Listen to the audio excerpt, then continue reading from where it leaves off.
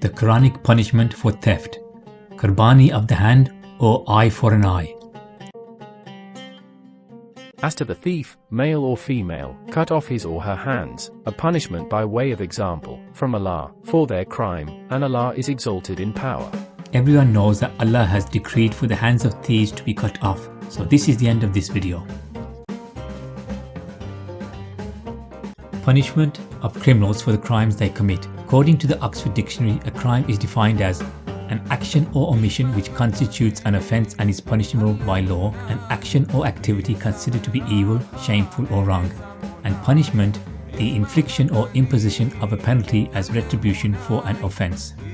Why we punish criminals has many well-reasoned and universally acknowledged rationales. The first is to ensure that an offender is adequately punished for an offence. This then helps to prevent further crimes by deterring offenders and other persons from committing similar offences. Punishment aims to protect society from criminals. Punishment's role is also to promote the rehabilitation of the offender. This leads on to punishing a crime as the intention of making the offender accountable for their actions. We should not overlook one of the most important aspects of a just judicial system, and that is to recognise that punishing a crime addresses the harm done to not only the victim of the crime, but to the society as a whole. Now we understand what crime and punishment entails, let us look at what the Qur'an has to say on the subject.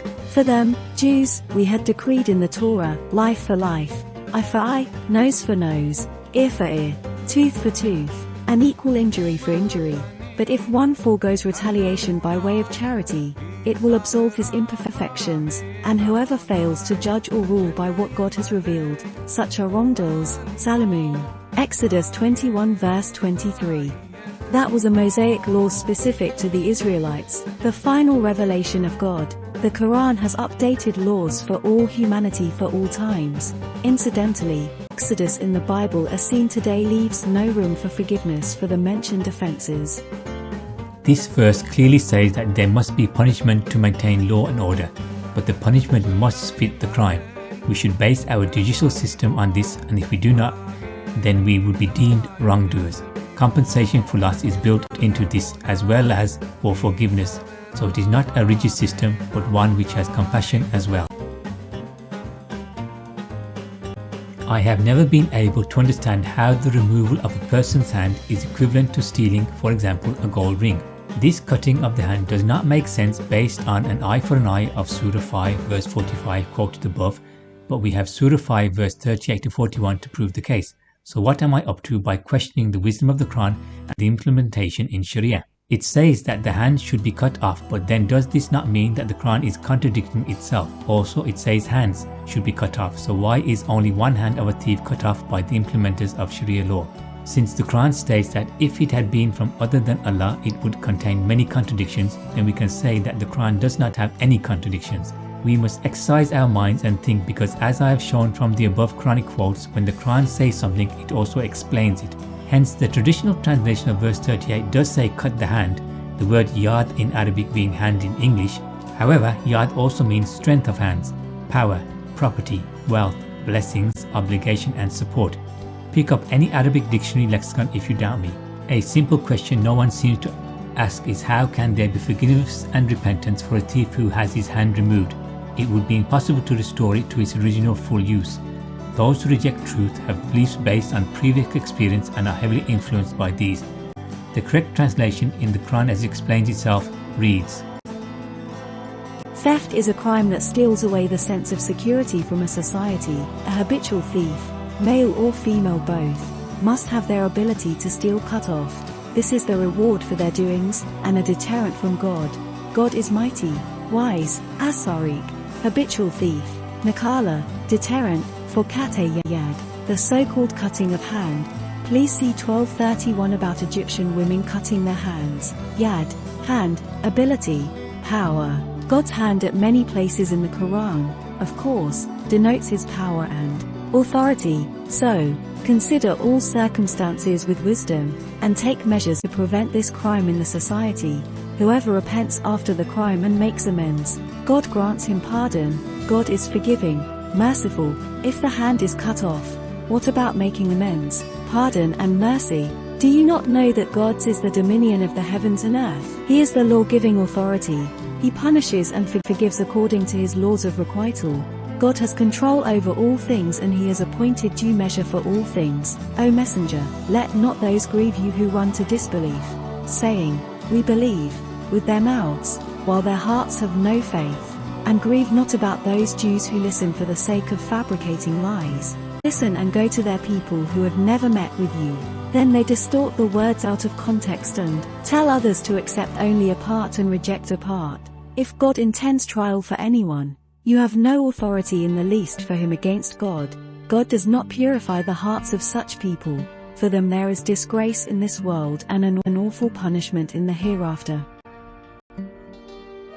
O Messenger, let not those grieve you who run to disbelief, saying, we believe, with their mouths, while their hearts have no faith.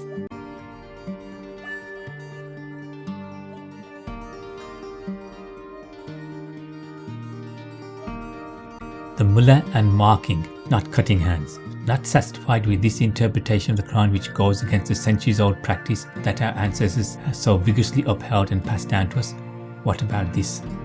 Women in the city started gossiping. The governor's wife is trying to seduce her servant. She is deeply in love with him, but we see that she adopted the wrong tactics.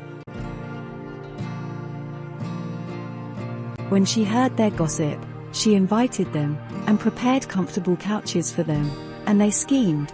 She gave a knife to each of the women. Then, she called Joseph, come out to them. And when they saw him they flattered him and cut their hands, exhausted their efforts. They exclaimed in their flattery, good Lord!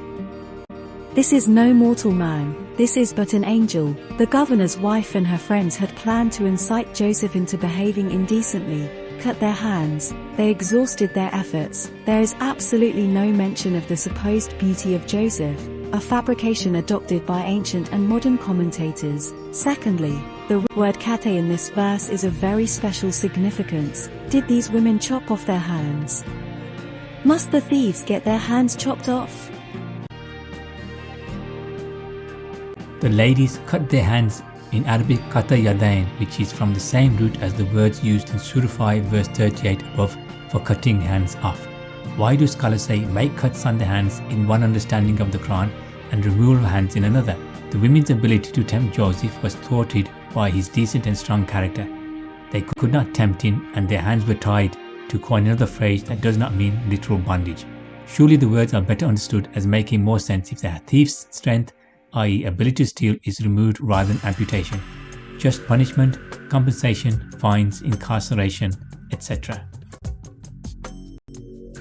What does the Mawla, master of the Muslims, have to say on this topic, when we can demonstrate from Arabic grammar that a meaning can be made of the Quran that is much more consistent with itself, cross-referencing as well as in accordance with the verse that says take the best meaning?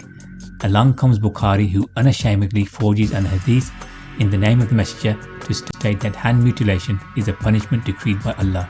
I may ask if the Bukharians have lost all of their senses when it comes to blind following of their ancestors and much more, but the answer is sadly obvious, yes.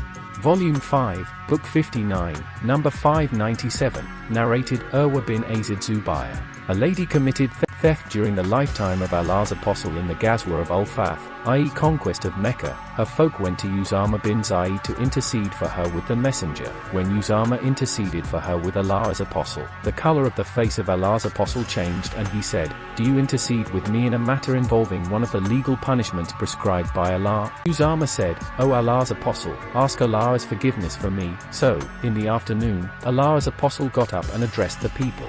He praised Allah as he deserved and then said, "Amma bi'adu.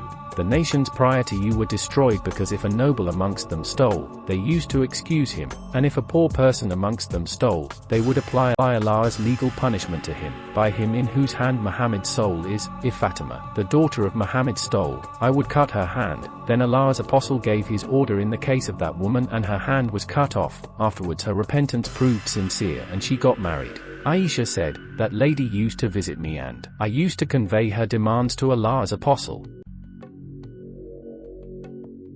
Bible. The Bible may well have influenced the abused translations of these verses, which is seen in Matthew chapter 18. Woe unto the world because of offenses! For it must needs be that offenses come, but woe to that man by whom the offense cometh. Wherefore if thy hand or thy foot offend thee, cut them off, and cast them from thee. It is better for thee to enter into life halt or maimed, rather than having 2 hands or 2 feet to be cast into everlasting fire. And if thine eye offend thee, pluck it out, and cast it from thee. It is better for thee to enter into life with 1 eye, rather than having 2 eyes to be cast into hell fire.